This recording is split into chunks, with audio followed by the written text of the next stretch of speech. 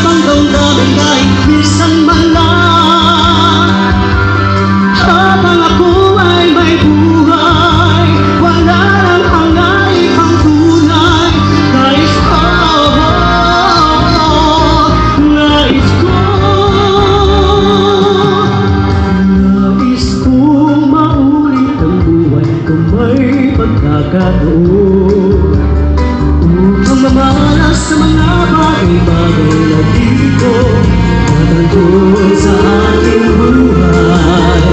Nais kong maulit pa, ulit-ulitin pa ang buhay ko.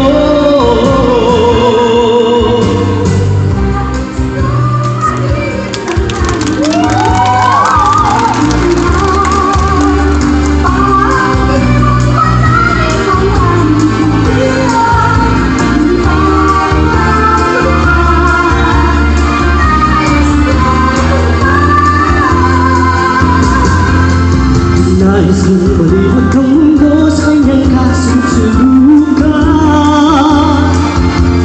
Nais kong makita ang paligid kong puno ng kagandahan. Nais kong makalimanang at ibang damdamin kahit minsan man lang.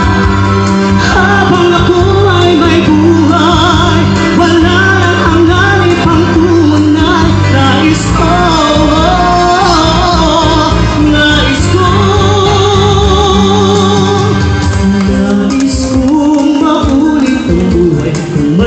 pagkakataon upang mamalas sa mga bagay-bagay na dito natagpuan sa aking buhay.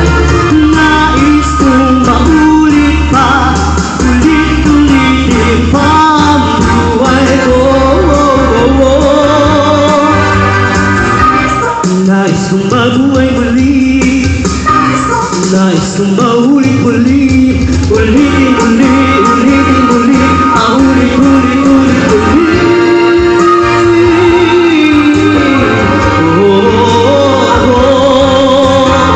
Ito ang nais ko.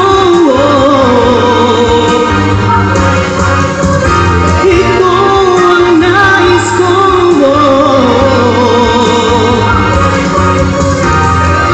Nais ko.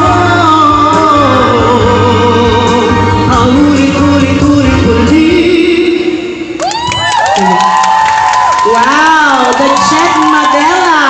Huwag ka muna naalis. Dito ka muna. Okay, tingnan naman natin kung may pagka-Jet Madela ang performance niya. Oo. Let's hear what our... Dati ka bang staff ni Snow White? Pangwalo. Bakit? Pangwalo. Tinatanong ko lang. Yang naman siya sa'yo. Nagsuot ka lang na may tako. Hindi kasi cute. Kasamahan mo yan eh. I find him so cute. Yeah. Tingnan mo naman yung height niya, parang gasol lang. Tapos nag-blue pa siya. Oh, hindi na siya Soleil Yusa. At dahil dyan, Let's ask the judges. Wow! Para akong nakikinig sa original recording kanina. And you have improved so much from the very first day I listened to you. Ang laki ng improvement, sir, ng pagkanta ninyo.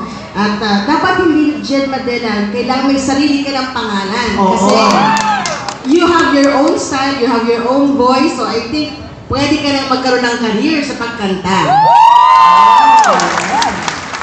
Napakagaling po. At isang bagay na talagang nagustuhan ko sa kanya, yung naramdaman ko yung ibig sabihin ng kanta. Kasi, di ba, sinasabi ni Sir John Nesaka na ang importante pag nag-perform ka, naku-communicate mo sa audience yung ibig sabihin ng ginagawa mo. And you were able to do that. Naramdaman ko na nais mo parang magkaroon ng panibagong pagkakataon. So, maraming salamat po dyan. Thank you. Thank you, Paloma.